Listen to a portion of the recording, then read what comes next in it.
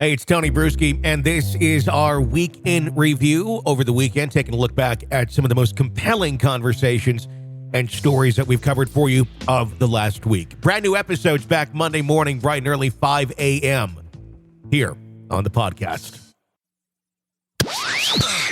This is the examination of the hidden human condition. You're listening to the Hidden Killers Podcast. This is the Hidden Killers Podcast with Tony Brueski. Retired FBI Special Agent Jennifer Coffindaffer is joining us. We're talking about Bryan Kohberger and his defense and the many things, statements, accusations that have been thrown out by Ann Taylor in the last handful of weeks. We think the DNA might have been planted. Let's dismiss this because the standard of proof required for an indictment wasn't met. A lot of things being thrown out, seeing what sticks. We are still, we're not that far away from a proposed court date if we do hit the one in October.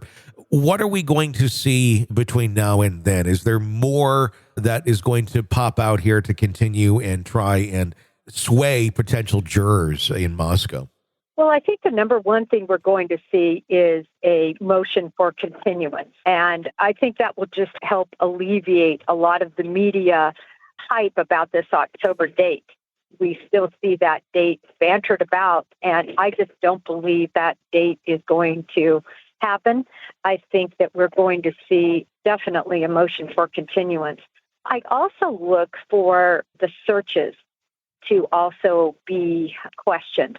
Specifically the searches at 1122 King Road.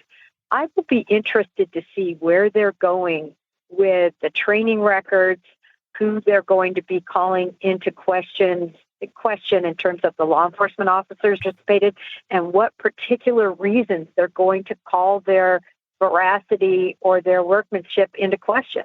Is it going to be because they didn't receive enough training? Is it going to be because there's a Giglio issue that we don't know about?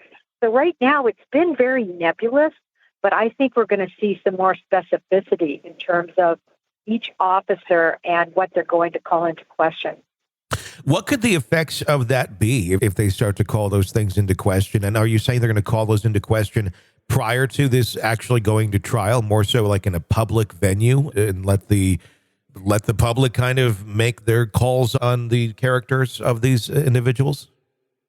No, I think these will be in the form of suppression hearings. Okay. Where they're actually going to say, okay, we want, I'm just throwing out an example, the knife sheath suppressed because it wasn't, found, or the person who found it, it was really planted by that person. They're going to call into question that sort of action, and then they're going to say, they're going to try to bring up actions perhaps of that individual in the past, that they were involved in something that involved not being truthful about finding something. We saw this, as you might recall, in the O.J. Simpson case, where Mark Furman found the glove.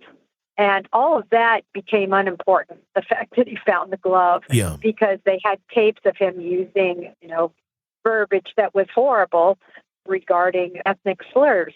And that became the focus, that he was a bigot and that him finding the glove couldn't have really happened in any way. It didn't fit, right? Yes. So that's the type of thing I'm talking about, where they extrapolate something from how these officers acted or their training or something in the past, and then they're going to try to show that what they either found or an interview they conducted is tainted because of past actions. How difficult is that for them to do? It worked, obviously, with Mark Furman, but if you look at the bigger context of it, Mark Furman was auditioning for a play, and that's where the audio came into play, because it was literally lines he was reading for a role. But when looked in out of context, yes, it made him sound like a horrible bigot. This is not Mark Furman. This is not O.J. Simpson, obviously. So to paint a picture of officers in that sort of way, I could see one going, well, let's just do it like, they kind of did with O.J. and they did to Mark Furman. Is that an attainable goal to reach? Or could this end up just making them look utterly ridiculous in trying to go down that road? Well, the defense will throw out everything they possibly can, Tony. And we've already seen it already. And we're going to continue to see it because as an agent, as a prosecutor, you know that when you have the goods, when you have the facts, when you have a very strong case, which is the case here, the defense has nothing else to hold on to other than to try to compromise the investigation itself.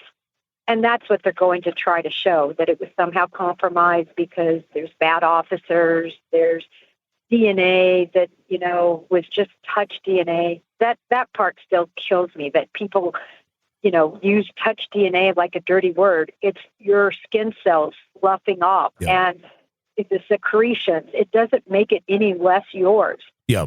And I always find it interesting. Well, a police officer touched him, got his DNA, and then touched the snap. Well, where's that officer's DNA? Yeah. I mean, the whole thing. But again, to your point, is the defense doesn't mind being made look, to make these arguments, if you will, that don't hold water. They're going to keep throwing them out there, I believe, to try to taint the investigation. This is an examination of the hidden human condition. This is the Hidden Killers Podcast. The Hidden Killers Podcast. With Tony Brueski.